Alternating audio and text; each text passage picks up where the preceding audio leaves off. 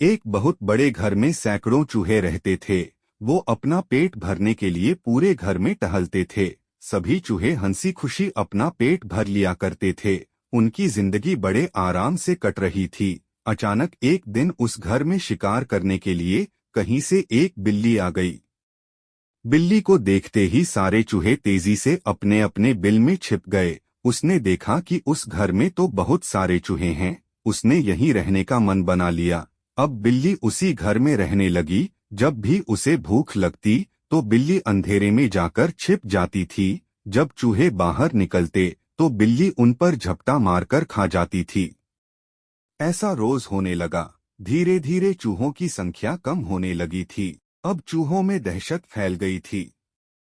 इस समस्या का हल निकालने के लिए चूहों ने एक सभा बुलाई। सभा में सभी चूहे मौजूद थे। सभी ने कई सुझाव दिए ताकि बिल्ली के आतंक को रोका जा सके और उसका शिकार बनने से चूहे बचे रहें। किसी का सुझाव ऐसा नहीं था जिससे बिल्ली का आतंक रोका जा सके।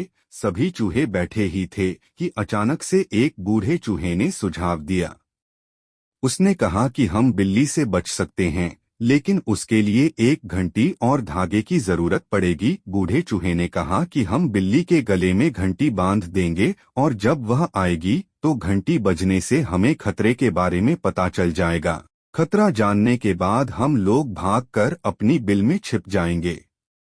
इससे हम लोग बिल्ली का शिकार बनने से बचे रह सकते हैं। सभी चूहे खुशी से झूमने लगे। सबने नाचना शुरू कर दिया और खुश होने लगे कि अब तो वह बिल्ली के खतरे से बचे रहेंगे। सभी चूहे खुशियां मना ही रहे थे कि अचानक से एक अनुभवी चूहा उठ खड़ा हुआ। उसने सभी चूहों को जोर से डांट लगाई और कहा कि चुप रहो, तुम सब मूर्ख आए। उसके बाद अनुभवी चूहे ने जो कहा वह सुनकर सभी का मुंह उतर गया। चूहे ने कहा कि वो सब तो ठीक है, लेकिन जब तक बिल्ली के गले में घंटी नहीं बंध जाती तब तक हम सुरक्षित नहीं हैं। अब तुम सब पहले ये बताओ कि आखिर बिल्ली के गले में घंटी बांधेगा कौन? सभी चूहे एक दूसरे की तरफ देखने लगे। सभा में सन्नाटा छा गया था। सभी चूहे निराश हो गए। इसी बीच बिल्ली के आने की आहट पाते ही सभी चूहे भागकर अपने अपने बिल में जाकर छिप गए।